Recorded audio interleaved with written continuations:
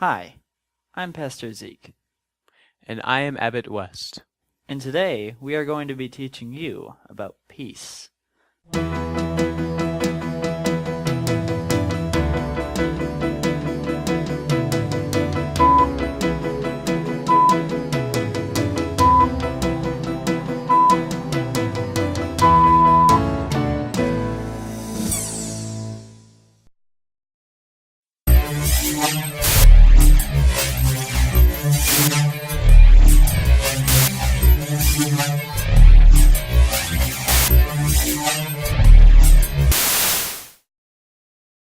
There's not a whole lot of peace in the modern world.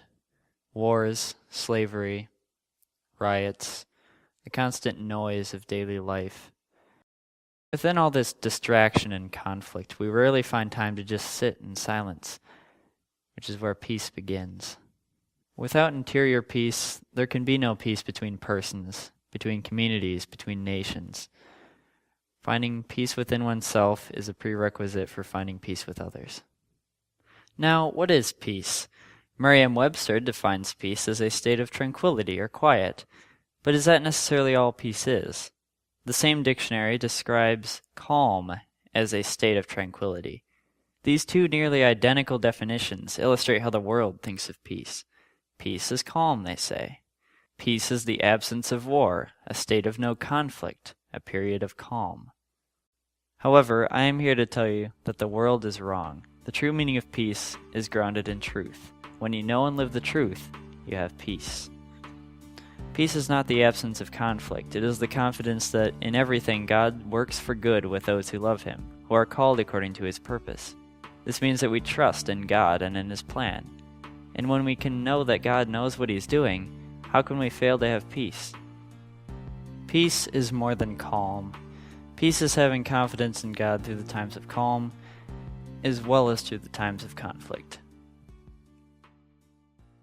Previously, we said that peace begins with us finding time to sit in silence. When we sit in silence, we can start to hear God more clearly. If there are no distractions, there is nothing but you and the Lord. When you spend time with Him in this way, peace is an inevitable result. He will give you the gift of His peace. As Jesus said in John 14:27, "Peace I leave you, my peace I give you. Not as the world gives do I give. Let not your hearts be troubled, neither let them be afraid." Notice that Jesus makes a distinction between His peace and the world's peace.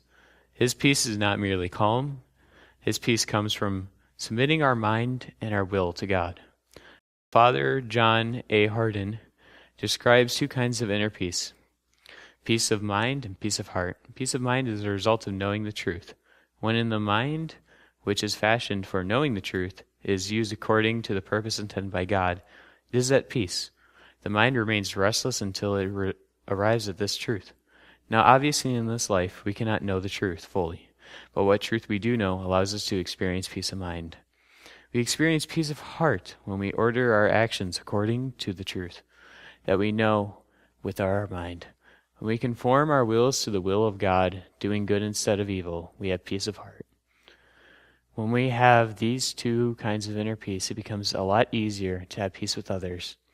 When we have order within our minds and hearts, it is a simpler task to properly order our relations with others. Therefore, having inner peace opens the way to have peace between people and between nations.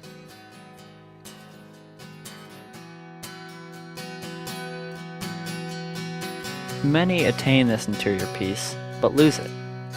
There are many reasons this can happen, but none of them are good ones. Here are 4 in particular. The troubles of life can often take away our peace, but we have to remember that God will provide for us. In Matthew 6:31-33, Jesus says, "Do not be anxious, saying, 'What shall we eat?' or 'What shall we drink?' or 'What shall we wear?'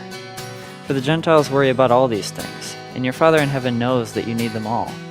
But seek first His kingdom and His righteousness, and all these things will be given you besides." We do not have to worry. God will provide. We can also let the actions of others influence our peace. We can become agitated with others because of what they do, and just like that, our peace is gone. But if we let others influence us like this, we give away our freedom and self-control to them. We let them determine who we are. This denies one of God's greatest gifts to us, free will. Our peace should not depend on others. Our own faults and shortcomings can cause us to lose our peace. We can become frustrated with ourselves. But rather than letting our faults do this to us, we need to have patience.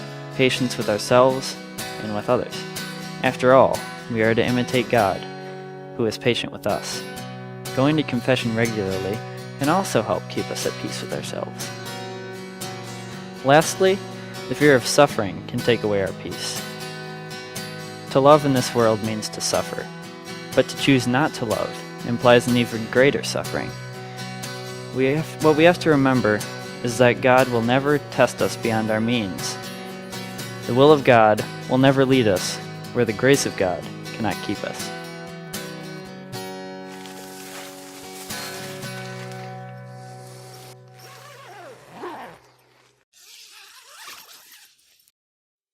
So you see, there's no real reason to lose your peace. Sure, we can let ourselves become frustrated and agitated with daily life, with others and with ourselves. And we can start to think that the suffering we are going through is too much for us. But in the end, God's got our back. God is there all the time, watching out for you. And that realization is what gives us peace.